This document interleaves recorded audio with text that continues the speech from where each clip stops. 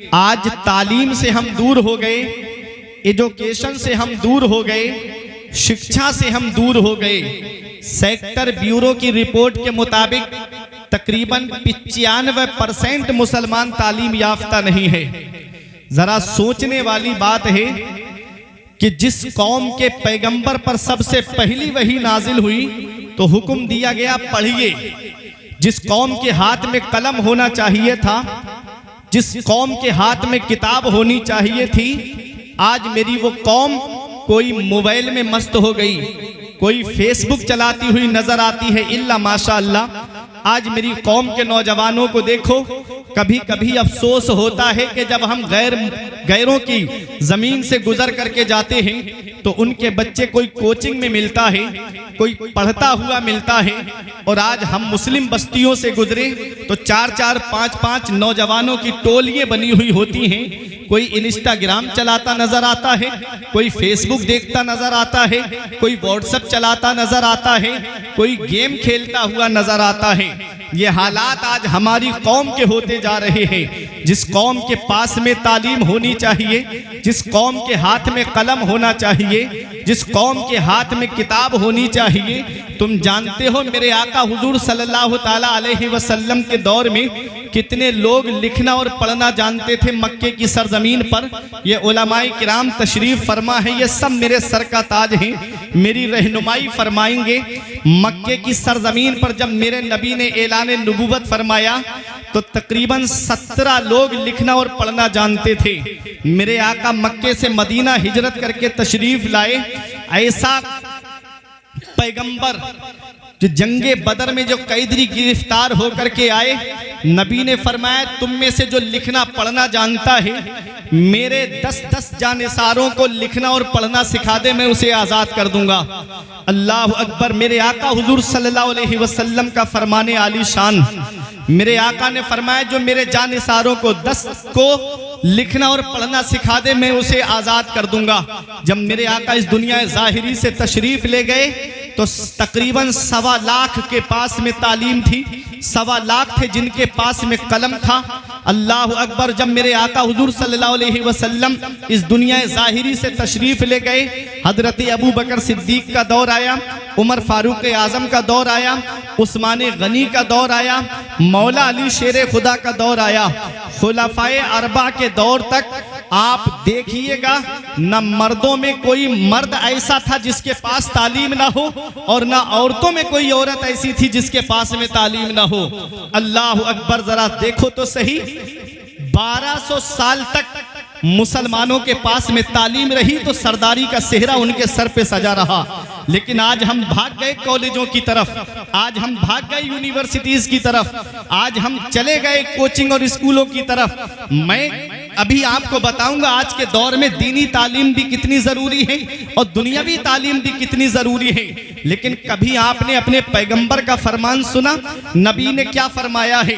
हजरत अब्दुल्ला इब्ने उमर फरमाते हैं मन अरदल इल्मा फअलैहि बिल कुरान, कि जिसको चाहिए तालीम हासिल करने का जो इरादा करे फअलैहि बिल कुरान, तो उसे चाहिए कि वो कुरान की तालीम हासिल करे। अल्लाह अकबर। सबसे पहला फरमान क्या है कि जो चाहे कि मैं तालीम हासिल करूं, एजुकेशन हासिल करूं, शिक्षा हासिल करूं, तो उसे चाहिए कि वो पहले कुरान की तालीम हासिल करे, उसे चाहिए कि वो पहले कुरान पढ़े। अगर आपने कुरान नहीं पढ़ा और बिना कुरान पढ़े दुनिया से चले गए तो याद रखना, मैं माँ बाप को भी एक पैगाम देना चाहता हूँ। यही औलाद जिसे आपने कुरान की तालीम नहीं सिखाई, अपनी औलाद को कुरान की तालीम नहीं दी, यही औलाद कयामत के दिन अपने बाप को रब की बारगाह में खींच के लाएगी। ये इमाम गजाली फरमाते हैं, वो औलाद कहेगी मौला मेरा बाप मुझे भूखा रखता ये गवारा था, मेरा बाप मुझे नंगा रखता ये गवारा था, इसने मुझे कुरान की तालीम नहीं दिलाई, जिसकी वजह से मैं जायज और नाजायज में फर्क न कर सका, हलाल और हराम को मैं जान न सका। आज जिसकी वजह से मैं जहन्नम में जा रहा हूँ, मैं तन्हा नहीं जाऊंगा, अपने बाप को साथ में जहन्नम लेकर के जाऊंगा। आज जिस औलाद के लिए दौलत जमा करके गए, जिस औलाद के लिए पैसा जमा करके गए, आज जिस औलाद को मदरसे का रुख नहीं कराया, वही औलाद कयामत के दिन जहन्नम में ले जाने का जरिया बन गई। काश इस औलाद को हमने पहले कुरान की तालीम दिलाई होती, काश हमने अपनी इस औलाद को पहले मदरसे में भेज करके अपने इलाके के हुफ्फाज़ किराम से इसको कुरान करीम की तालीम दिलाई होती, तो यही औलाद हमको जन्नत में ले जाने का जरिया बन जाती। कुरान की तालीम से हम दूर हो गए, कुरान की तालीम से हम कितने दूर हैं। तुम क्या समझते हो कुरान की तालीम से हट करके कोई इंसान कामयाब हो जाएगा? नहीं नहीं प्यारे मुसलमानों, ये कुरान अल्लाह की वो किताब है जिसके अंदर हर चीज का बयान मौजूद है। रब कुरान में फरमाता है, वला रत्बिन वला याबिसिन इल्ला फी किताबिन मुबीन, कोई खुश्क-ओ-तर चीज ऐसी नहीं है जिसका जिक्र कुरान के अंदर मौजूद न हो। हीरे कुरान के अंदर मौजूद है, मोती कुरान के अंदर मौजूद है, सदफ कुरान के अंदर मौजूद है, गौहर कुरान के अंदर मौजूद है। और जिस मरीज को दुनिया के डॉक्टरों ने इलाज कर दिया हो उसकी शिफा भी कुरान के अंदर मौजूद है। लेकिन शर्त यह है इतना इल्म होना चाहिए, शर्त यह है इतनी सलाहियत होनी चाहिए, शर्त यह है इतनी काबिलियत होनी चाहिए। आओ मैं आपको कुरान करीम की तालीम के ताल्लुक से बता दूं कि कुरान की तालीम कितनी जरूरी है। याद रखना, इमाम गजाली फरमाते हैं वो बस्ती मुर्दों की बस्ती है जिस बस्ती में नबी की शरीयत का एक आलिम ना हो। अल्लाह अकबर, ये इमाम गजाली फरमा रहे हैं वो बस्ती मुर्दों की बस्ती है जिस बस्ती के अंदर नबी की शरीयत का एक आलिम ना हो। कुरान की तालीम बहुत जरूरी है, अपने बच्चों को कुरान की तालीम दो। देखो हदीस पाक भी है, नबी फरमाते हैं अद्दिबू औलादकुम अला सलासे खिसाल, अपनी औलाद को 3 बातें सिखाओ। हुब्बे नबीयकुम, उनके दिल में नबी की मोहब्बत डाल दो। वह हुब्बे अहले बैती, नबी फरमाते और मेरे अहले बैत की मोहब्बत उनके दिल में डाल दो। और तीसरी बात नबी ने फरमाई वक़िरातिल कुरान, और अपनी औलाद को कुरान पढ़ना सिखाओ। हजरात ये कुरान है क्या? अब उलमा की तवज्जो में चाहता हूँ। कुरान वो अल्लाह की किताब है। कुरान जब मक्के की सरजमीन पर नाजिल हुआ, नबी ने कुरान पढ़ करके अपनी कौम के सामने जब सुनाया तो मक्के के लोग अरबी जानते थे, गोया कि वो अरबी में कलाम करते थे, फिल वदी अशार कह दिया करते थे। उनकी अरबी दानी का कोई जवाब नहीं था। जब नबी ने कुरान पढ़ करके सुनाया तो आपस में कुफारे मक्का कहने लगे, मोहम्मद अपने हुजरे में बैठ के चंद अरबी के जुमले जोड़ करके हमारे सामने ला करके सुना करके कहते हैं कि ये खुदा का कलाम है। अगर कुरान खुदा का कलाम होता तो ये किसी और जुबान में नाजिल होता, ये तो हमारी ही जुबान में नाजिल हुआ है। अल्लाह अकबर। जब कुफारे मक्का ने ये कहा कि ये अल्लाह का कलाम नहीं बल्कि तुम्हारा अपना बनाया हुआ है, तो सुनो 3 चैलेंज दिए गए थे कुफारे मक्का को। पहला चैलेंज 15वें पारे में है। रब इरशाद फरमाता है कुल इन इज्तमाअतिल इंसु वल जिन्न अला अन यातू बिमिस्ली हाज़ल कुरान ला यातूना बिमिस्ली वलौ काना बअदुहुम लिबअदिन ज़हीरा। रब फरमाता है ए महबूब, ये जो कह रहे हैं कि ये अल्लाह का कलाम नहीं बल्कि आपने बनाया है, तो इनसे कह दो कि तमाम इंसान और तमाम जिन्न मिलकर के इस बात पे जमा हो जाएं, अला अन यातू बिमिस्ली हाज़ल कुरान, इस कुरान की मिस्ल लाने पे जमा हो जाएं। ला यातूना बिमिस्ली, वो हरगिज नहीं ला पाएंगे। वलौ काना बादुहुम लिबादिन ज़हीरा, अगरचे उनमें का बाज का ताउन क्यों ना करे, बाज की मदद क्यों ना करे, वो हरगिज कुरान की मिसल नहीं ला पाएंगे।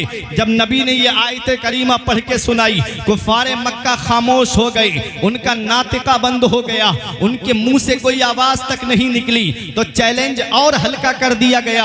अब 11वें पारे में रब ने दूसरा चैलेंज दिया है। आओ देखो, रब इरशाद फरमाता है महबूब, ये पूरे कुरान की मिसल क्या ला पाएंगे? आप इनसे कह दो कि कुरान में 114 सूरतें हैं, 10 सूरतों की मिसल बना करके ले आओ। कुल फ़अतू बिअश्रि सुवरिन मिस्लिही मुफ्तरायात, 10 सूरतों की मिसल बना करके ले आओ। जब नबी ने यह चैलेंज पढ़ करके सुनाया तब भी कुफारे मक्का ना बोल सके। अब चैलेंज और हल्का कर दिया गया। पैगंबर एक सीढ़ी और नीचे तशरीफ ले आए। नबी ने इरशाद फरमाया, रब ने आयत करीमा नाजिल फरमाई। अब पहले पारे में जो है नबी ने पढ़ करके सुनाई, व इन कुंतुम फी रैबिम मिम्मा नज़्ज़लना अला अब्दिना फ़अतू बिसूरतिन मिन मिस्लिही वदउ शुहदाअकुम मिन दूनिल्लाह इन कुंतुम सादिकीन। मेरे आका ने जब पढ़ करके ये आयत करीमा सुनाई कि कुरान के अंदर 114 सूरतें हैं, उनमें से एक सूरत की मिसल बना करके ले आओ। सबसे छोटी सूरत कुरान के अंदर सूरह कौसर है, उसको लिख करके खाना काबा की दीवार पर टंगवा दिया गया। ये हुक्म दे दिया गया जो चाहे इसकी मिस्ल बना करके ले आए। तारीख बताती है जब नबी करीम ने वो सूरह कौसर को खाना काबा की दीवार पर टकवा दिया, कुफ्फारे मक्का आते और उसको पढ़ते और मुंह दबा करके चले जाते। एक बहुत बड़ा शायर था, उसको पकड़ करके लाए और कहा अगर तूने इसकी मिस्ल बना दिया तो हम सीना तान के कहेंगे मोहम्मद से कि देखो ये तुम्हारा अपना बनाया हुआ कलाम है, ये खुदा का कलाम नहीं है। जब सूरह कौसर को उस शायर ने पढ़ा, तारीख में उसका नाम गालिबन इमराउल कैस मिलता है। जब उसने उसको पढ़ा और पढ़ करके जब पढ़ा इन्ना अतैना कल कौसर, तो बेसाख्ता पुकार के कहता है हाजल कलामो लैसा बेबशर, ये कलाम किसी इंसान का नहीं है बल्कि ये खुदा का कलाम है। कुफ्फारे मक्का खामोश हो गए। मेरा इमाम पुकार के कहता है तेरे आगे यूं है दबे लचे फुसहा अरब के बड़े बड़े, तेरे आगे यूं है दबे लचे फुसहा अरब के बड़े बड़े, कोई जाने के मुंह में जुबान नहीं बल्कि जिस्मों में जान है। सुभान अल्लाह। नारे तकबीर, नारे रिसालत, नारे गौसियत, मसलके आला हजरत, फैज़ान आला हजरत मौलाना फुरकान रज़ा साहब मंजरी, जश्न दस्तार बंदी। सुभान अल्लाह। तो ये कुरान है। कुरान मक्के में नाजिल हुआ है, कुरान मदीने शरीफ में नाजिल हुआ है। आज दुनिया का जायजा लीजिए, कुरान पूरी दुनिया में है।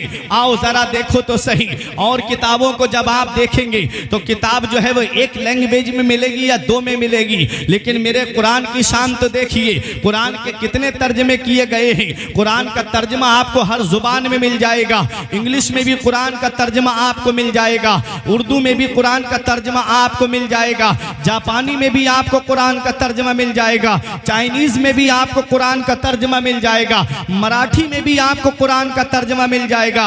ये लैंग्वेज गिनाना मेरा मकसद नहीं है, ये बताना मेरा मकसद है कि हर जुबान की जरूरत कुरान है, हर इलाके की जरूरत कुरान है, हर जगह की जरूरत कुरान है। ये हमारा कुरान ही तो है, इस कुरान के अंदर हर चीज का बयान मौजूद है। अब आओ अपने जहन को करीब करो। इमाम गजाली की बारगाह में एक गैर मुस्लिम आता है और आकर के एक सवाल करता है, ए इमाम गजाली, कुरान में फरमान है रब का वला रत्न वला याबिसिन इल्ला फी किताबिम मुबीन, कोई खुश्कतर चीज ऐसी नहीं है जिसका जिक्र कुरान के अंदर मौजूद ना हो। ये तुम भी दावा करते हो, कुरान में भी ये दावा है। आपने फरमाया बेशक रब का फरमान हक है। उसने कहा तो मुझे एक बात बताइए, मैंने तुम्हारा कुरान पढ़ा है और मैंने उसके अंदर सितारों की चाल का जिक्र पढ़ा है। अब इन उलमा की तवज्जो चाहता हूं। कहा कि मैंने कुरान पढ़ा और मैंने उसमें सितारों की चाल का जिक्र पढ़ा है। देखो ये मुसलमान नहीं गैर मुस्लिम इमाम गजाली से सवाल कर रहा है। आज हम कुरान पढ़ते हैं तो कुरान को रस्मी तौर पे पढ़ते हैं। किसी के यहाँ पर इंतकाल हो गया तब हम कुरान पढ़ते हैं, किसी के यहाँ किसी ने मकान बनाया, कुरान खानी कराई, तब वहाँ कुरान की हम तिलावत कर देते हैं। कोई नई गाड़ी खरीद करके लाया या किसी ने दुकान खोली, वहाँ थोड़ी देर कुरान की तिलावत कर देते हैं। आओ देखो ये गैर मुस्लिम है, कहता है मैंने कुरान को पढ़ा तो मैंने उसमें सितारों की चाल का जिक्र पढ़ा है। अल्लाह अकबर, हैरत में पड़ गए इमाम गजाली, ये गैर मुस्लिम है और मुझसे इतनी गहराई की बात पूछ रहा है कि कुरान में सितारों की चाल का जिक्र है। आपने फरमाया कौन सी सूरत में तूने पढ़ा? उसने कहा मैंने सूरह यासीन शरीफ में पढ़ा। फरमाया कौन सी आयत में? उसने कहा कि कुल्लुन फी फलकिन यस्बहून, मैंने इस आयत में इसका मतलब पढ़ा है। हर चीज आसमान में तैर रही है, हर चीज आसमान में चल रही है। कुल्लुन फी फलकिन यस्बहून। इमाम गजाली हैरत से उसका चेहरा देख रहे हैं। ऐ लोगों, कुरान से रिश्ता मजबूत कर लो। कुरान वो अल्लाह की किताब है। मौला अली शेर खुदा फरमाते हैं जब मेरा दिल करता है कि मैं अपने रब से बातें करूं तो मैं नमाज पढ़ने लगता हूं, और जब मेरा दिल चाहता है मेरा रब मुझसे बातें करे तो मैं कुरान पढ़ने लगता हूं। कुरान अल्लाह का फरमान है, कुरान अल्लाह की किताब है। ये कुरान ही तो है जिसके अंदर हर चीज का बयान मौजूद है। इमाम गजाली फरमाते हैं तूने कौन सी आयत में पढ़ा? उसने कहा कुल्लुन फी फलकिन यस्बहून, हर चीज आसमान में तैर रही है। अल्लाह अकबर। आपने फरमाया तो? कहता है सीधी चाल का जिक्र मुझे मिल गया। आसमान में जो सितारे चलते हैं वो दो तरह से चलते हैं, एक मुस्बत अंदाज में चलते हैं, दूसरे मनफी अंदाज में चलते हैं। एक नेगेटिव अंदाज में, दूसरे पॉजिटिव अंदाज में। अल्लाह अकबर। इमाम गजाली हैरत से उसका चेहरा देख रहे थे। उसने कहा सीधी चाल का जिक्र मुझे मिला, लेकिन उल्टी चाल का जिक्र मुझे नहीं मिला। आपने मुस्कुरा के फरमाया थोड़ा और गौर कर लेता तो तुझे उल्टी चाल का भी जिक्र मिल जाता। जरा मोहब्बत से बोलो तड़प के सुभान अल्लाह। फरमाया अगर थोड़ा और गौर कर लेता तो तुझे उल्टी चाल का भी जिक्र मिल जाता। उसने कहा आप मुझे समझाइए तो सही, आप मुझे बताइए तो सही। इमाम गजाली ने फरमाया देख तूने कौन सी आयत से कहा कुल्लुन फी फलक। आपने फरमाया कुल्लुन फी फलक। अब देखो ये उलमा तशरीफ फरमा है, अपनी दुआओं से नवाजेंगे। अब कुल्लुन फी फलक को आप देखिएगा, कुल्लुन में पहला हर्फ काफ है, दूसरा हर्फ लाम है। अब फलक में पहला हर्फ फा है, दूसरा हर्फ लाम है, तीसरा हर्फ काफ है। अब फी में पहला हर्फ फा है, दूसरा हर्फ या है। अब देखिएगा, अपने जहन को करीब करिएगा, कुल्लुन फी फलक। अब इसको उल्टा करके पढ़िएगा। फलक में आखिरी हर्फ काफ है और बीच वाला हर्फ लाम है, मिला के क्या हुआ कुल। अब फलक का बचा फा और इधर फी का बचा या, मिला करके हो गया फी। क्या हो गया कुल्लुन फी। अब यहाँ पर फी का फा और इधर लफ्ज़े कुल है। अब देखिएगा इधर फी और कुल का आखिरी हर्फ लाम है और पहला हर्फ काफ है। अब इधर से पढ़ते हुए जाएंगे तब भी हो जाएगा फलक। अब देखिए इमाम गजाली फरमाते हैं अगर सीधी तरफ से पढ़ोगे तब भी कुल्लुन फी फलक है और उल्टी तरफ से पढ़ोगे तब भी कुल्लुन फी फलक है। सीधी तरफ से पढ़ोगे तो सितारों की सीधी चाल का जिक्र मौजूद है और उल्टी तरफ से पढ़ोगे तो सितारों की उल्टी चाल का जिक्र। सुभान अल्लाह। नारे तकबीर, नारे रिसालत, नारे गौसियत, मसलके आला हजरत, फैज़ान आला हजरत, उलमाए अहले सुन्नत, हज़रत अल्लामा फुरकान रज़ा साहब की मंजरी। माशाअल्लाह माशाअल्लाह। सुभान। ये है हमारा कुरान। बात है, वाह वाह वाह। हर चीज कुरान में है, हर चीज कुरान के अंदर मौजूद है। आप देखिए तो सही। आओ जरा देखो कुरान। आज ये जो आप हालात देख रहे हैं ना, ये जो लाइट आप देख रहे हैं ना, लाइट ये सबसे पहले किसने बनाई? ये भी एक मुसलमान ही की देन है। ये जो आप हवाई जहाज देखते हैं ना, ये भी सबसे पहले किसने बनाया? ये भी एक मुसलमान ही ने बनाया। वो तो सितम सह के भी चुप है, ये वफादारी हमारी है। अरे जिद पे घर आ जाएं तो सरदारी हमारी है। कुतुब मीनार, ताजे आगरा या लाल किला हो, बहुत इतरा रहे हो, ये सब फनकारी हमारी है। वाह सुभान अल्लाह। हक है, हक। आप जरा जायजा तो लीजिए। एक बात मैं आपसे पूछता हूं, ये जितनी यूनिवर्सिटीज चल रही हैं, कॉलेज चल रहे हैं, इनकी उम्रें कितनी है? कभी आपने इस पे देखा? अंदर जाकर के गूगल पे आप सर्च करके देख लीजिएगा। ये उलमा तशरीफ फरमाए सबसे पुरानी यूनिवर्सिटी जो है वो जामिया अजहर है। सुभान। वो भी पहले मदरसा था। सुभान अल्लाह। और अब भी है तालीम है, दीनी तालीम। बेशक। देखिए 400 साल, 450 साल से ज्यादा किसी यूनिवर्सिटी की उम्र नहीं है। अब आप मुझे बताएं, जब कोई यूनिवर्सिटी नहीं थी 400 साल पहले, कोई कॉलेज नहीं था, तो कोई आर्किटेक्ट भी नहीं होगा, कोई इंजीनियर भी नहीं होगा, कोई बीटेक भी नहीं होगा, क्योंकि ये डिग्री तो कॉलेज से मिलती है ना, यूनिवर्सिटी से। कभी आपने देखा जब कोई यूनिवर्सिटी नहीं, कोई कॉलेज नहीं, कुतुब मीनार बन रहा था, दिल्ली की जामा मस्जिद तामीर हो रही थी, ताजमहल बनाया जा रहा था, तो ये कहां से आए? तो यही मदरसे की टूटी हुई चटाई पे बैठ करके कुरान की तिलावत करने वालों की देन है, जिन्होंने ऐसे अजूबे बनाए हैं कि आज तक दुनिया उसकी मिसाल न ला सकी। जी बेशक। हमारी सब फनकारी है, लेकिन हम भाग गए ना कॉलेज और यूनिवर्सिटी की तरफ। आज मदरसों को हिकारत की निगाह से देखा जाता है। आज मदरसे में पढ़ने वालों को जिल्लत की निगाह से देखा जाता है।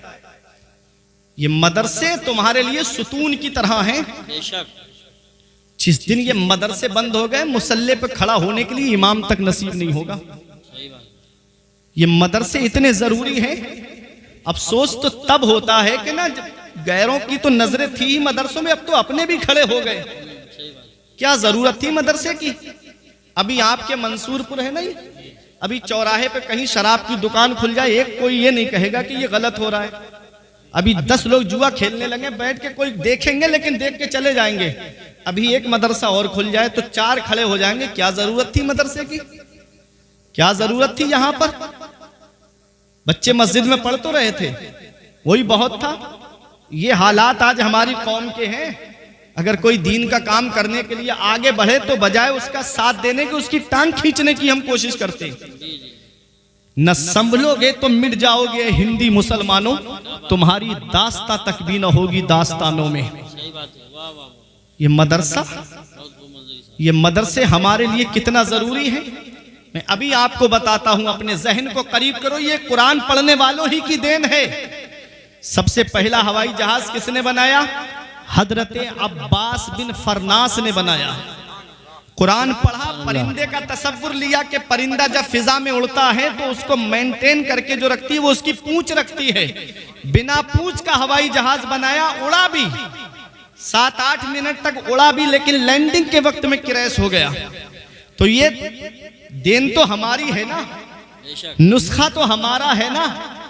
लेकिन याद रखो, ये सबसे पहला हवाई जहाज जिसने बनाया वो हजरत अब्बास बिन फरनास हैं।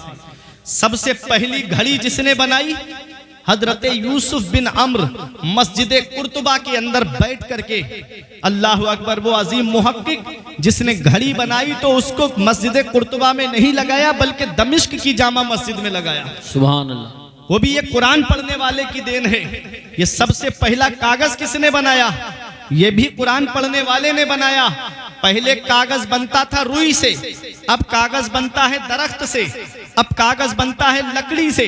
देखो, अब दरख्त को काटा जाता है और उसको छोटे पीस बना करके मशीन में डाला जाता है, केमिकल लगा करके उसको बारीक पीस दिया जाता है, उससे कागज बनता है। और जब ये कागज बन के तैयार होता है तो अपने अपने साइज में किताबें निकलती हैं। अब मैं दुनियावी तालीम और दीनी तालीम के ताल्लुक से आपको बता दूं, ये उलमा हुफ़ाज़ का मर्तबा तुम क्या जानो। आओ मैं आपको बताता हूं। जब कागज बन करके तैयार हुआ और उस कागज पर लिखा है छोटा आ बड़ा आ या ABCD लिखी हुई है, बच्चे ने पढ़ा, पढ़ने के बाद आला डिग्रियां हासिल करके कोई जाकर के डॉक्टर बनता है, कोई इंजीनियर बनता है, कोई प्रोफेसर बनता है। वो किताब घर के अंदर रखी हुई है, उसके वालिद ने क्या किया, उस किताब को भंगार वाले के हाथ बेच दिया। अब वो किताब जिसने डॉक्टर बनाया, इंजीनियर बनाया, उसका क्या हाल होता है? भंगार वाले ने उसे दुकानदार के हाथ में बेच दिया। दुकानदार ने अपने साइज में उस किताब को काटा और किसी पे समोसा रख करके बेचा, किसी पे जलेबी रख करके बेची, किसी पे ब्रेड पकोड़ा रख करके बेचा। और खाने के बाद में आदमी उस कागज को जेब में नहीं रखता है बल्कि वहीं डाल देता है। अब वो कागज नाली के पास में पड़ा हुआ है, कीचड़ से अटा हुआ है, कोई पैर रख के जा रहा है, कोई अपने कदम रख करके जा रहा है। ये हाल है दुनियावी तालीम का। जिसने डॉक्टर बनाया, बनने वाला AC रूम में बैठा है, आईफोन चला रहा है और साथ में फॉर्च्यूनर कार है, आराम से बैठा है। बनने वाला AC में और बनाने वाला नाली में पड़ा हुआ है। याद रखना, मंसूरपुर माफी के जिंदा दिल मुसलमानों, ये उलमा अपनी दुआओं से नवाजेंगे। सेम मशीन है, सेम दरख्त है, सेम केमिकल है, सेम कागज है, लेकिन उस पर छोटा आ बड़ा आ लिखा हुआ नहीं है, बल्कि उस पे लिखा है बिस्मिल्लाहिर्रहमानिर्रहीम अल्हम्दुलिल्लाहि रब्बिल आलमीन। अब कोई आलिम फतवा नहीं देगा, कोई मुफ्ती फतवा नहीं देगा, कोई हाफिज उसके ताल्लुक से नहीं कहेगा। रब कुरान में हुक्म दे रहा है, ला यमस्सुहु इल्लल मुताहरून, इसे छूना भी मत जब तक वुजू ना हो, इसे हाथ भी मत लगाना। अरे जब कागज पर कुरान लिख जाए तो कागज अजमत वाला हो जाए। तो जिन हाफिजों के सीने में कुरान के 30 पारे हैं, उन हाफिजों के सीने का आलम। सुभान अल्लाह। नारे तकबीर, नारे रिसालत, नारे गौसियत, मसलके आला हजरत, फैज़ान आला हजरत, हुफ़ाज़े किराम, अज़मत कुरान, अज़मत इस्लाम, पैगाम हक कॉन्फ्रेंस जश्न दस्तारबंदी हज़रत मौलाना फुरकान रज़ा साहब मंजरी। सुभान अल्लाह। कागज पे कुरान लिख जाए तो कागज अजमत वाला हो जाए। तो जिन हाफिजों के सीने में कुरान के 30 पारे हैं, उन हाफिजों के सीने का आलम क्या होगा, उनके मर्तबे का आलम क्या होगा, उनकी शान का आलम क्या होगा। इसीलिए एक पैगाम देता हूं कि बख्शिश की राह मोमिनो आसान बना लो, अपने लिए निजात का सामान बना लो। दुनिया की किताबों पे नजर बाद में रखना, बच्चों को पहले हाफिजे कुरान बना लो। सुभान अल्लाह, माशाअल्लाह माशाअल्लाह। बहुत दुनिया की किताबों पे नजर बाद में रखना, बच्चों को पहले हाफिजे कुरान बना लो। सुभान अल्लाह। तो ये कुरान है, क्या कहते हर हैं बाप? चीज का बयान कुरान के अंदर मौजूद है, हर चीज का जिक्र कुरान के अंदर मौजूद है। ये कुरान जब तक हमारे सीने से लगा रहा, सारे जहान में हमारा नाम था। बेशक, बहुत अच्छा। जब तक कुरान को हम सीने से लगाए रहे, सरदारी का सेहरा हमारे सर पे बंधा हुआ था। आज हम कुरान की तालीम से दूर हो गए, आज हमारे मदरसे वीरान हो गए, आज हमने सिनेमा हॉल आबाद कर दिए। अफसोस होता है अपनी कौम के ऊपर, जो कौम नाच गानों में 50-50 हजार रुपए लुटा करके चली आए, जो कौम 50-50 हजार रुपए के बैंड अपने बच्चों की शादी में बजवाए। उस कौम के ताल्लुक से अमीरी देखना हो तो इनके शौक अरमान देखो, और इनकी गरीबी देखना हो तो मदरसों को देखो और मस्जिद के इमामों को देखो। आज हमने मस्जिदें सूनी कर दी, आज हमारे मदरसे वीरान हो गए, सिनेमा हॉल हमने आबाद कर दिए। अभी ईद पर एक फिल्म रिलीज हुई थी, मैंने खुद अपनी आंखों से देखा। अपनी कौम के नौजवानों को बहुत जल्दी ईद की नमाज पढ़ के 3-3 लोग एक एक गाड़ी पे बैठ करके 3-3 हजार के टिकट खरीद करके फर्स्ट शो देखने के लिए गए। उसकी फिल्म हिट कराएंगे, उसकी फिल्म सुपर डुपर हिट कराएंगे। ये आवाजें थी उन लड़कों की। किसकी फिल्म की बात करता है जो तुझे पहचानता तक नहीं, जो तुझे जानता तक नहीं। सही बात। उस नबी की शान जरा देख, जिस नबी की उम्मत में पैदा हुए। कौमे मूसा में पैदा हुए होते तो कब के मिटा दिए गए होते। बेशक। कौमे आद, कौमे समूद में पैदा हुए होते तो कब के पहाड़ों से टकरा के मार दिए गए होते। सही बात। ये तो सदका है मदीने वाले मुस्तफा का कि अज़ाब को उठा लिया गया। मूसा अलैहिस्सलाम की कौम में अगर कोई रात में गुनाह करता था तो सुबह को पेशानी पे लिखा होता था, रात इसने ये गुनाह किया है। बेशक। आज ऐसा कौन सा गुनाह है जो हमारे अंदर मौजूद नहीं है।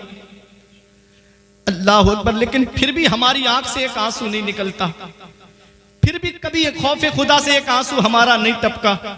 तुम क्या समझते हो, जलसे में आ गए, एक बार हाथ उठा दिया तो जन्नत मिल जाएगी? जन्नत मिलना इतना आसान नहीं है जितना आज हमने सोच रखा है। कुरान मेरा फरमाता है, अम हसिब्तुम अन तदखुलुल जन्नत इला आखिरिल आया। क्या तुम ये गुमान करे बैठे हो कि जन्नत तुम्हें इतनी आसानी से मिल जाएगी?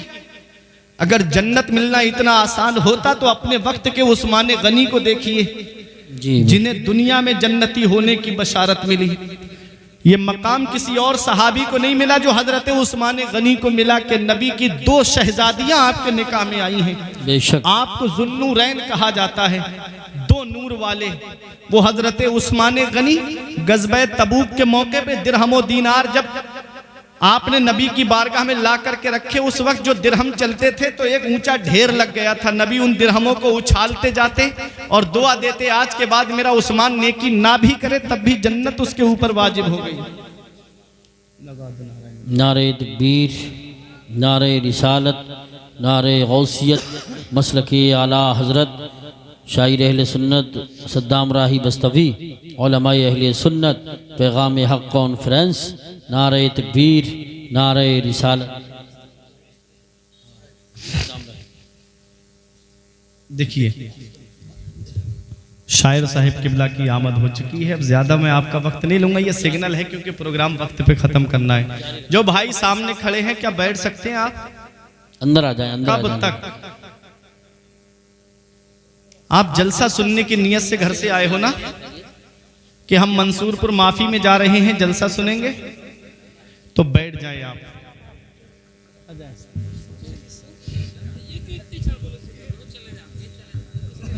जी। जरा मोहब्बत से हाथ उठा के बोलिए या रसूल अल्लाह। माशाअल्लाह।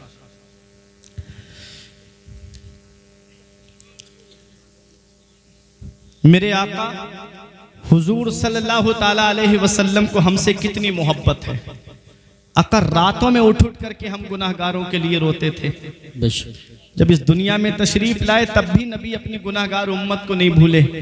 जब मेराज को तशरीफ ले गए तब भी हम गुनाहगारों को नहीं भूले। रब के कुर्बे खास में भी हम गुनाहगारों को नहीं भूले। आका जब इस दुनिया ज़ाहिरी से तशरीफ ले गए तब भी मेरे आका हम गुनाहगारों को नहीं भूले। आला हजरत पुकार के कहते जो ना भूला आज तक हम गरीबों को रजा, जो ना भूला आज तक हम गरीबों को रजा, याद उसकी अपनी आदत कीजिए, कीजिए चर्चा उन्हीं का सुबह शाम, जाने काफिर पर कयामत कीजिए, गैज में जल जाएं बेदीनों के दिल, या रसूल अल्लाह की कसरत कीजिए। तो मोहब्बत अपने नबी से करो, प्यार अपने नबी से करो। उन मुंबई के आवारों से क्या मोहब्बत की बात करते हो जो तुम्हें पहचानते तक नहीं, जो तुम्हें जानते तक नहीं।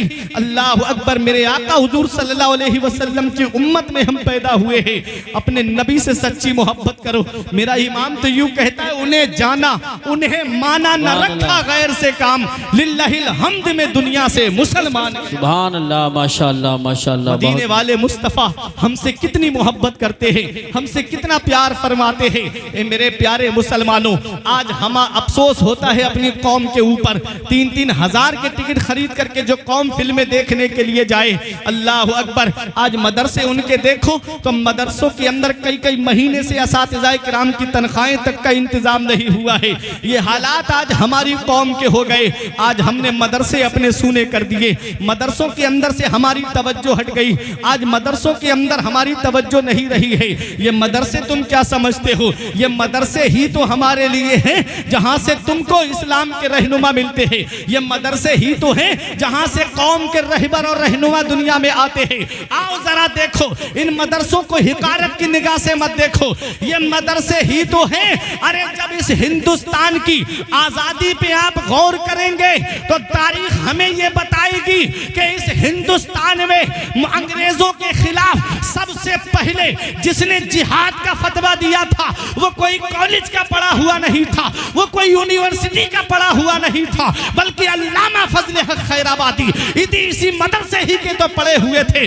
अगर मदरसे की टूटी हुई चटाई पे बैठ करके जिसने तालीम हासिल की और सबसे पहला अंग्रेजों के खिलाफ जिसने जिहाद का फतवा दिया था वो मदरसे ही का तो पढ़ा हुआ था। अल्लाह अकबर। ये है हमारे मदरसे। देख लो, यही मुरादाबाद है जिसके बीच चौराहे पर अंग्रेजों ने मौलाना किफायतुल्लाह काफी अलैहिर्रहमा को बीच चौराहे पे सूली पे चढ़ा दिया। और आपको सूली पे चढ़ाने से पहले आखिरी ख्वाहिश पूछी तो कहा कि मैं नमाज पढ़ना चाहता हूँ। 2 रकत नमाज पढ़ी। उसके बाद अंग्रेज बोले बहुत जल्दी नमाज पढ़ ली। कहा इसलिए पढ़ ली ताकि तुम ये ना समझ लो कि मैं मौत के खौफ से डर गया हूँ। अरे गुलामाने मोहम्मद जान देने से नहीं डरते, गुलामाने मोहम्मद जान देने से नहीं डरते। ये सर कट जाए या रह जाए कुछ परवाह नहीं। सुभान अल्लाह। नारे तकबीर, नारे रिसालत, नारे गौसियत, मसलके आला हजरत, फैज़ाने आला हजरत, उलमाए अहले सुन्नत, मौलाना फुरकान रज़ा साहब मंजरी जश्न वो भी मदरसे ही के तो पड़े हुए थे जिन्होंने अंग्रेजों को ललकार के कहा था कि कोई गुल बाकी रहेगा ना चमन रह जाएगा, बस रसूलुल्लाह का दीने हसन रह जाएगा। हम सफीरो बाग में है, कोई दम के चहचहे बुलबुलें उड़ जाएंगी, सूना चमन रह जाएगा। नाम शाहाने जहां मिट जाएंगे काफी मगर नामे पाके मुस्तफ़ा और पंजतन रह जाएगा। वो भी मदरसे ही के तो पड़े हुए थे। अरे देखो मौलाना इनायतुल्लाह काकौरबी अलैहिर्रहमा, उलमा जानते हैं इल्मे सर्फ की किताब इल्मुस्सेगा जिन्होंने लिखी, जिनको अंग्रेजों ने काला पानी भेज दिया था, वो भी मदरसे ही के तो पड़े हुए थे। मौलाना मोहम्मद अली जौहर जिन्होंने अंग्रेजों को ललकार के कहा था कि दौरे हयात आएगा कातिल कज़ा के बाद, है इब्तिदा हमारी तेरी इंतहा के बाद, कत्ले हुसैन असल में मर के यजीद है, इस्लाम जिंदा होता है हर करबला के। सुभान अल्लाह, माशाअल्लाह, माशाअल्लाह। मदरसे ही के तो पड़े हुए थे। अरे कहाँ कहाँ मैं आपको दिखाऊं, आओ आपको दूर जाने की जरूरत रही है। यही बरेली शरीफ की सरजमीन है। और आप जब बरेली शरीफ में सिटी स्टेशन की तरफ से जब बाकरगंज के अंदर आएंगे तो वहां पर आपको रास्ते में जामे नूरिया की तरफ जब आप आएंगे तो वहां रास्ते में आपको एक कब्रिस्तान मिलेगा और वहां पर एक अल्लाह का नेक बंदा लेटा हुआ है जिसे आज भी दुनिया वाले हाफिज रहमत अली खां के नाम से जानते हैं। ये कौन हाफिज रहमत अली खां है? आओ जरा तारीख उठा करके देखो।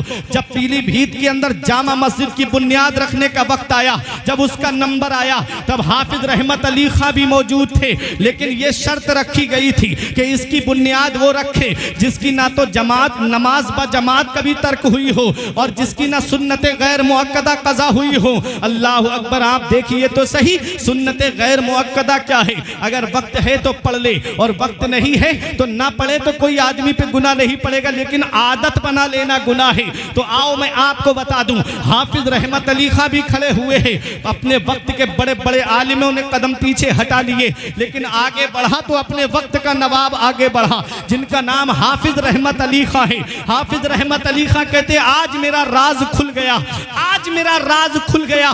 मैं ही वो शख्स हूँ जिसकी ना तो जमात से नमाज कभी कज़ा हुई है और न जिसकी सुन्नत गैर मुअक्कदा कभी कज़ा हुई है। पीलीभीत के अंदर जो जामा मस्जिद है, दिल्ली की जामा मस्जिद की हूबहू कॉपी है। आप जिन्होंने देखी है वो जानते हैं। उस मस्जिद की बुनियाद जिसने रखी उसे हाफिज रहमत अली खां कहते हैं। ये कुरान के हाफिज थे। अंग्रेजों से लड़ाई हो रही थी, देश की आज़ादी में के लिए हमारे उलमा ने कितनी जानें दी है। ये उलमा आप देख रहे हो ना, दिल्ली के इंडिया गेट पे जाकर के देखो, जो स्वतंत्रता सेनानियों के नाम लिखे हैं। 1 लाख स्वतंत्रता सेनानी जिन्होंने हिंदुस्तान की आजादी में हिस्सा लिया, अगर उस इंडिया गेट पे जाकर के देखोगे ना तो 76,000 नाम सिर्फ मुसलमानों के लिखे हुए हैं। ये मुसलमान ही तो है कि जब वतन के लिए जरूरत पड़ी तब ये मुसलमान आगे बढ़े, जब देश के लिए जरूरत पड़ी तब ये मुसलमान आगे बढ़े। फिर भी हमसे ये गिला है कि वफादार नहीं। याद रखना प्यारे मुसलमानों, ये उलमा आप देख रहे हो, देखो तारीख उठा करके, हाफिज रहमत अली खां मैदाने जंग में है, अंग्रेजों से लड़ाई हो रही है। एक अंग्रेज ने तोप का गोला निशाना बांध के हाफिज रहमत अली खां पे चलाया, आपके सीने पे लगा, जमीन के अंदर जाकर के धंस गया, लेकिन आपके सीने का कुछ नहीं हुआ। अंग्रेजों ने जब आप शहीद हो गए उसी जंग में, जिस्म को कब्जे में लेकर के आपके जिस्म से कुर्ता हटा करके देखने लगे, किसी मुसलमान की चंद सांसें बाकी थी। पूछा क्या देख रहे हो? कहा ये देख रहे हैं हमने तोप का गोला निशाना बांध के हाफिज रहमत अली खां पे चलाया है, लेकिन हाफिज रहमत अली खां के सीने का कुछ नहीं हुआ। वो तोप का गोला जो बस्ती में गिर जाए तो बस्तियां तबाह कर दे, जो कस्बे में गिर जाए तो नामो निशान मिटा दे, जो इलाके में गिर जाए तो बस्तियों का नामो निशान खत्म कर दे। इनके सीने का कुछ क्यों नहीं हुआ? ऐसी कौन सी बुलेट प्रूफ जैकेट इन्होंने पहनी है? हम वो देख रहे हैं ताकि उसे हम भी इस्तेमाल करें। मुसलमान कहता है इन्होंने कोई जैकेट नहीं पहनी है, कहा फिर सीने का कुछ क्यों नहीं हुआ? तो मुसलमान कहता है अरे इनके सीने को दुनिया की आग तो क्या जहन्नम की आग भी नहीं जला सकती, क्योंकि ये किसी और किताब के हाफिज नहीं थे, ये कुरान पाक के हाफिज थे। सुभान अल्लाह। नारे तकबीर, नारे रिसालत, नारे गौसियत, मसलके आला हजरत, फैज़ान आला हजरत, पैगाम हक कॉन्फ्रेंस हजरत अल्लामा फुरकान रज़ा साहब मंजरी, उलमाए अहले सुन्नत। सुभान अल्लाह, सुभान अल्लाह। ये कुरान है, जिस सीने में कुरान आ जाए उस सीने को जहन्नम की आग नहीं जलाएगी। बेशक। इन उलमा और हुफ्फाज को हिकारत की निगाह से देखने वालों, इनका मर्तबा कयामत के दिन पता चलेगा, इनकी शान कयामत के दिन पता चलेगी। आओ मैं एक हदीस पाक सुनाता हूं आपको। मेरे आका इरशाद फरमाते हैं, युकालु ले साहिबिल कुरान इक़रा वरतक़ी वरत्तिल कमा कुंता तुरत्तिलु फिद दुनिया फ़इन्ना मंज़िलका इंदा आखिर आयतिन तक़रऊहा। मेरे आका फरमाते कयामत के दिन अल्लाह हाफिज कुरान को बुलाएगा, इरशाद फरमाएगा इक़रा, कुरान की तिलावत कर। मोहब्बत से बोलो सुभान अल्लाह, सुभान अल्लाह। कुरान पढ़, ठहर ठहर के पढ़। सुभान अल्लाह, तजवीद के साथ पढ़। सुभान अल्लाह, यालमुन तहलमुन वाला नहीं, तजवीद के साथ पढ़। बेशक, ठहर ठहर के पढ़, आराम आराम से पढ़। फ़इन्ना मंज़िलका इंदा आखिर आयतिन तक़रऊहा, सुभान अल्लाह, बेशक तेरी मंजिल जन्नत में तेरी आखिरी आयत होगी। सुभान अरे अल्लाह, अब तो बोलो मोहब्बत से सुभान अल्लाह। सुभान अल्लाह, आखिरी आयत होगी। हाफिज पढ़ेगा बिस्मिल्लाहिर्रहमानिर्रहीम, जन्नत में एक दर्जा बुलंद हो जाएगा। पढ़ेगा अल्हम्दुलिल्लाहि रब्बिल आलमीन, 2 दर्जे बुलंद हो जाएगा। पढ़ेगा मालिकी यौमिद्दीन, 3 दर्जे बुलंद हो जाएगा। ये उलमा से आप पूछिए, ये बताएंगे आपको कि पूरे कुरान के अंदर 6666 आयतें हैं। जिन हुफ्फाज को, उलमा को हम हिकालत की निगाह से देखते हैं ना, इनका मर्तबा कयामत में पता चलेगा। ये आम आदमी से 6666 दर्जे बुलंद वाला होंगे। बेशक, सुभान उनके मर्तबे को क्या जानो। आज हमारी कौम जो तबाही की तरफ जा रही है ना, इसकी वजह यही है कि आज हम अपने उलमा से दूर हो गए। जी जी जी, बेशक। आज तो व्हाट्सएप पर, फेसबुक पे आदमी 5 मिनट में मुफ्ती बन जा रहा है। जी, सही बात। 5 मिनट में जिन मसाइल बिल्कुल। को समझने के लिए इन्हें उलमा को 15 साल लग जाते हैं मदरसे में जी बैठ जी करके। जी, बेशक। तब भी ऐसे ऐसे मसाइल हैं बहारे शरीयत में कि आज तक अक्सर का सहारा लेने के लिए और किताबों का सहारा लेना पड़ता जी है जी जी, बेशक। समझने के लिए। और ये साहब 5 मिनट की क्लिप देखी और व्हाट्सएप पे मुफ्ती बन गए। तुरंत जवाब। जो जिसका काम है उसी को जेबा देता है। कपड़ा सिलने वाले से मकान बनवाओ, क्या मकान बना देगा? मकान बनाने वाले को डॉक्टर साहब की दुकान में बिठा दो, लो इनका इलाज करो, क्या इलाज कर देगा? ये मसाइल बयान करना उलमा और मुफ्तियाने किराम का काम है। जी, बेशक। इसलिए अगर कोई मसला आपको दरपेश आता है तो आप अपने उलमा के पास आइए कि हजरत इसका क्या जवाब होना चाहिए। आज इस मोबाइल ने कौम को उलमा से दूर कर दिया। आज इस मोबाइल ने कौम को अपने अकाबिरीन से दूर कर दिया। आज हम 2.5 घंटे की फिल्में बैठ करके देख लेते हैं, लेकिन 5 मिनट अपने आलिम के पास जाकर के नहीं बैठते। जी जी, आज IPL में कौम को देखो जाकर के, मेरे नौजवानों को 2-2 घंटे बैठ करके आप मैच देख लेंगे, लेकिन अपने आलिम के पास 10 मिनट नहीं बैठ सकते। ये हालात हैं आज हमारी कौम के। नबी फरमाते उगदू आलिमन औ मुतअल्लिमन औ मुस्तमिअन औ मुहिब्बन फला तकुनिल खामिस फतहलिक। नबी ने फरमाया तुम सुबह इस हाल में करो कि तुम आलिम हो, या तो तुम आलिम बन जाओ, और आलिम ना बन सको तो आलिम के पास इल्म दीन हासिल करने वाले बन जाओ। बेशक बेशक, सुभान। इसमें समझने की बात यह है, आलिम से दूर नहीं किया, इल्म भी हासिल करना है तो आलिम के पास ही जाओ। आलिम बन जाओ या आलिम से इल्म हासिल करने वाले बन जाओ। इल्म हासिल ना कर सको तो आलिम की बातें सुनने वाले बन जाओ, और आलिम की बातें सुनने वाले भी ना बनो तो आलिमों से मोहब्बत करने वाले बनो। वाह वाह वाह, सुभान अल्लाह। फला तकुनिल खामिस, नबी ने फरमाया 5वां मत बन जाना, इनका दुश्मन मत बन जाना, जी बेशक। इनसे नफरत करने वाला मत बन जाना, इनकी बुराइयां करने वाला मत बन जाना। फतहलिक, नबी ने फरमाया वरना हिलाक हो जाएगा, जी बेशक, बर्बाद हो जाएगा।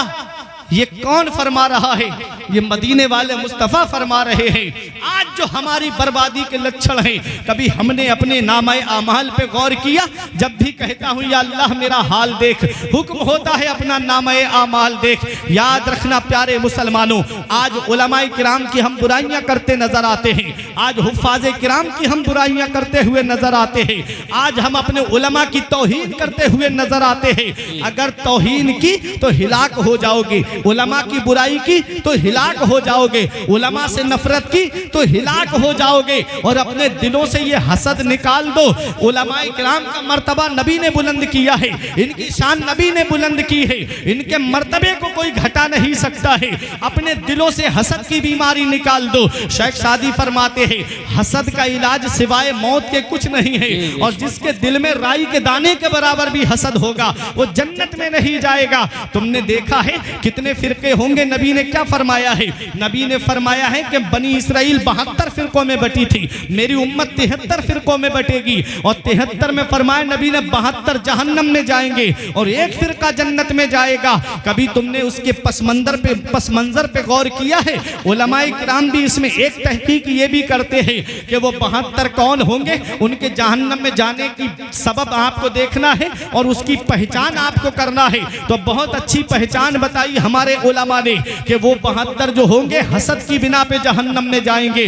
वो हसद जो जलन होगी उनके अंदर, कोई सहाबा से हसद कर रहा है, कोई नबियों से हसद कर रहा है, कोई कुरान की तिलावत से हसद कर रहा है, कोई सहाबाए किराम के मर्तबे को घटा बढ़ा रहा है, कोई सहाबाए किराम की शान में गुस्ताखियां कर रहा है, कोई अहले बैत किराम की शान में गुस्ताखियां कर रहा है, कोई अपने उलमा की शान में गुस्ताखियां कर रहा है। ये हालात हैं। अब आप जरा देखिए, आप कहोगे कोई दलील है तो मैं कहूंगा हसद के अदद आप निकाल के देख लीजिए। ये उलमा जानते हो, जो तावीज लिखने वाले वो तो और बेहतर जानते हैं हसद के अदद कितने हैं। हसद के अदद हे के 8 हैं और सीन के 60 हैं। 8 और 60 मिलाकर सीन के 60 हैं और हे के 8 हैं, कितने हुए 68, और दाल के 4 हैं, मिलाकर के कितने हुए 72। जो जहन्नम में जाएंगे उनकी एक वजह यह भी होगी कि उनके दिल के अंदर हसद की बीमारी है। जी जी जी, बेशक बेशक बेशक। तो ये हसद अपने दिल से निकाल दो, ये हसद की बीमारी अपने दिल के अंदर से निकाल दो। आज कोई औलिया से किराम से हसद कर रहा है, कोई नबियों से हसद कर रहा है, कोई वलियों से हसद कर रहा है, कोई सहाबा की शान में गुस्ताखियां कर रहा है। तो ये हसद अपने दिल से निकाल दो। उलमाए किराम के करीब हो जाओ, अपने हुफ्फाज के करीब हो जाओ। जो भी रसूल पाक पे कुर्बान हो गया, मरने के बाद खुल्द का मेहमान हो गया, अल्लाह की रहमत ने उसे गोद में लिया जिसका भी बच्चा हाफिज कुरान हो। सुभान अल्लाह, माशाअल्लाह। तो अपने बच्चों को पहले बेसिक तालीम दिलाओ। आखिरी बात, अपने बच्चों को पहले बेसिक तालीम दिलाओ। पहले अपने बच्चों को मदरसा भेजो, पहले अपने बच्चों को कुरान की तालीम दिलाओ, हदीस की तालीम दिलाओ।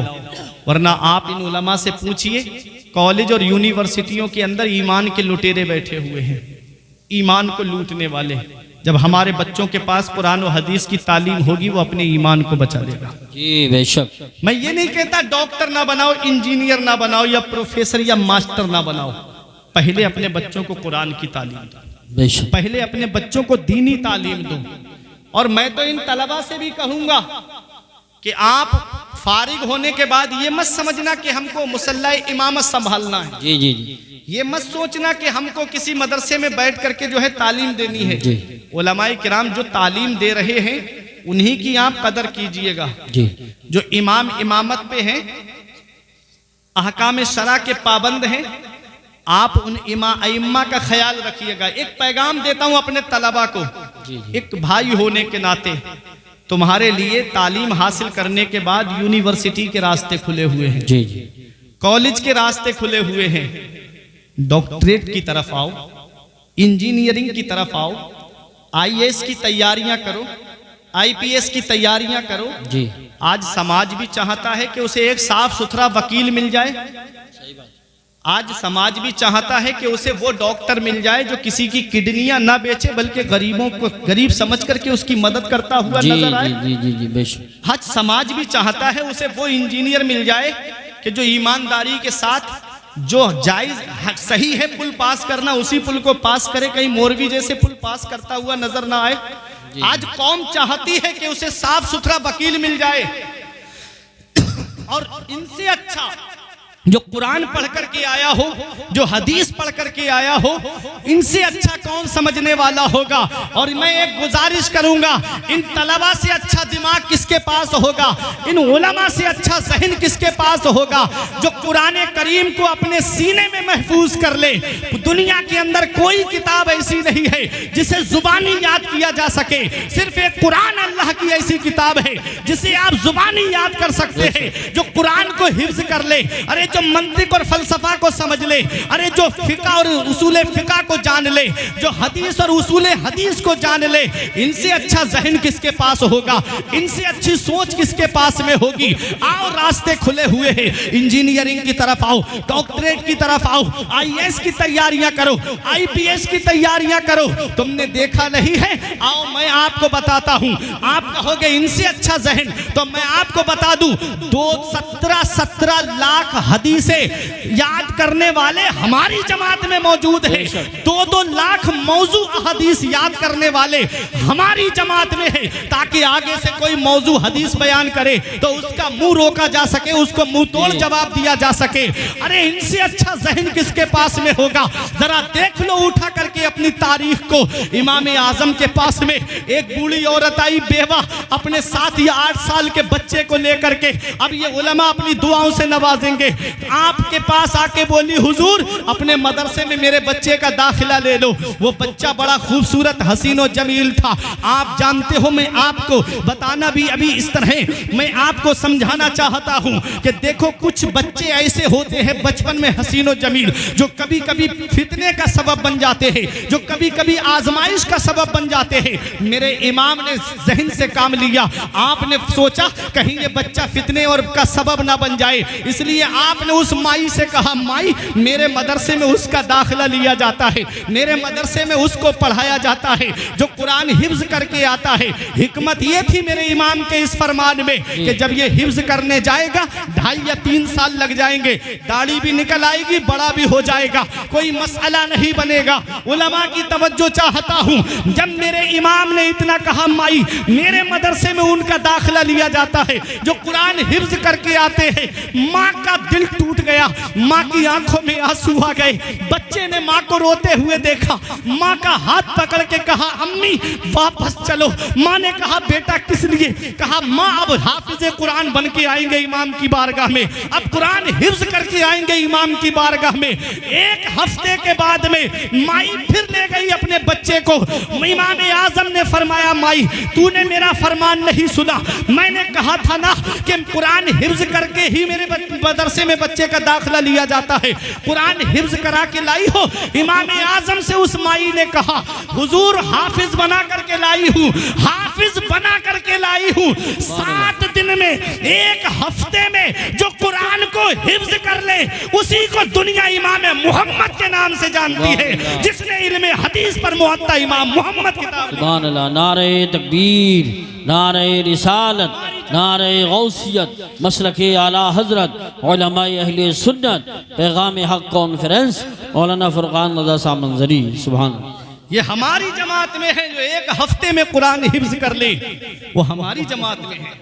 तो आओ मेरे तलबा, तुम्हारे लिए यूनिवर्सिटीज के रास्ते खुले हैं। आलिम बनने के बाद में, हाफिज बनने के बाद में, आओ और आकर के दुनियावी तालीम के अंदर आओ और दिखा दो दुनिया वालों को कि हमसे अच्छा जहन किसके पास है, हमसे अच्छी सोच किसके पास है, हमसे अच्छी फिक्र किसके पास है। तो एक पैगाम आज के इस जलसे से मैं ये देना चाहता हूँ, मदरसे के सहन में आप बैठे हुए हो, ये मदरसा ही तो है, ये हुफ़ाज़े किराम आप देख रहे हो, ये उलमाए किराम आप देख रहे हो, ये मदरसे ही की तो देन है।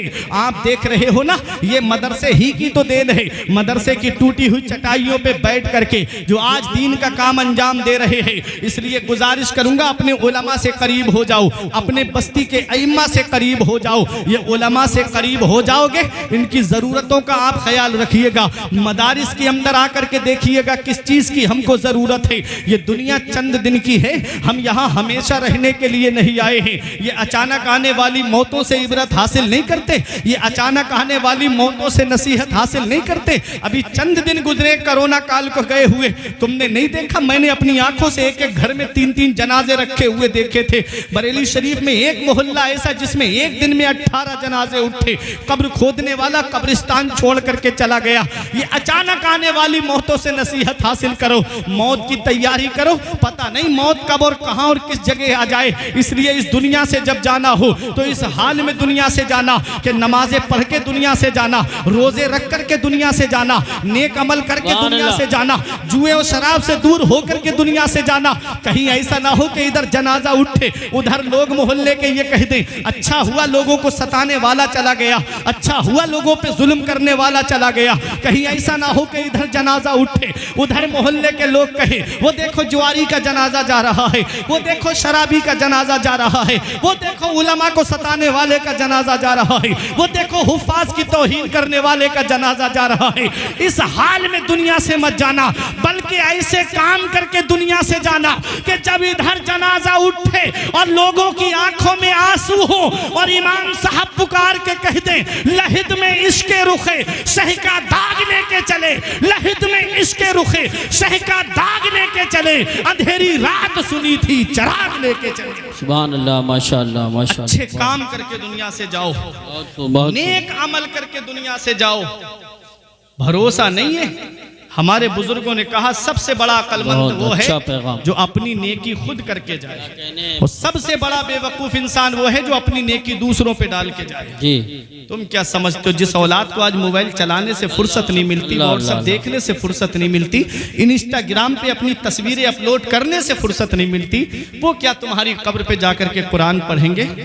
या तो औलाद को इस हाल में छोड़ के जाओ, या तो आलिम बना के जाओ, या हाफिज बना के जाओ। क्योंकि औलाद जब आलिम या हाफिज होगी तो ये दुआ जरूर करेगी रब्बना ग़फ़िरली वले वालिदैया वलिल मुमिनीना यौम यक़ूमुल हिसाब। ए अल्लाह मुझे बख्श दे, मेरे माँ बाप को बख्श दे, और तमाम मोमिनीन को बख्श दे।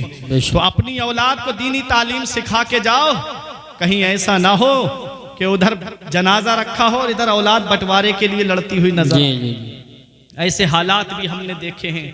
औलाद जब कुरान की हाफिज या आलिम होगी तो सरहाने बैठ करके सूरह यासीन शरीफ की तिलावत करते हुए नजर आएंगे, कब्र पे कुरान पढ़ते हुए नजर आएंगे।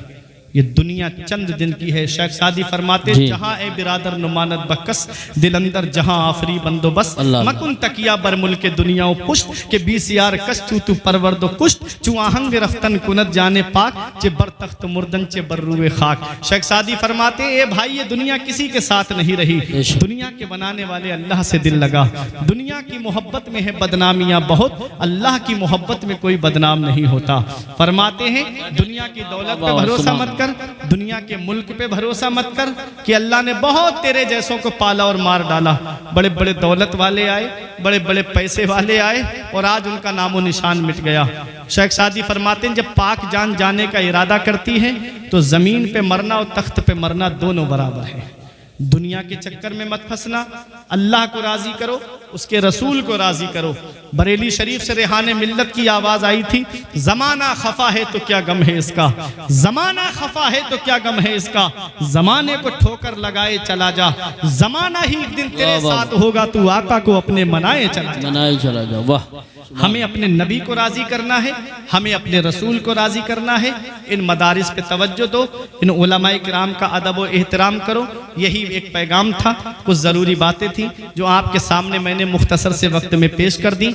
ये ज़िंदगी सवार ये दिलशाद कीजिए, लम्हात ज़िंदगी के ना बर्बाद कीजिए। जब मकसद हयात इबादत खुदा की है, पढ़िए नमाज, मस्जिदें आबाद कीजिए। सभी के सामने एक दिन ज़रूर आता है, ये हुस्न फ़ानी है लेकिन गुरूर आता है। किसी क्रीम से पाउडर से कुछ नहीं होता, नमाज पढ़ने से चेहरे पे नूर आता है। परवरदिगार आलम की बारगाह में दुआ है, मेरे कुछ अर्ज करने में सबकते लिसानी की वजह से या बतकाज़ा बशरियत कोई गलती हो गई हो तो इन उलमा को बना के तौबा करता हूं। अस्तगफिरुल्लाह रब्बी मिन कुल्ले ज़ंबियों व अतूबु इलैहि। कलमा तो ये पढ़ने ला इलाहा इल्लल्लाहु मुहम्मदुर रसूलुल्लाह सल्लल्लाहु अलैहि वसल्लम। रही कली तो फूल खिलेंगे, जिंदगी बाकी रही मंसूरपुर वालों तो फिर मिलेंगे। अस्सलाम वालेकुम।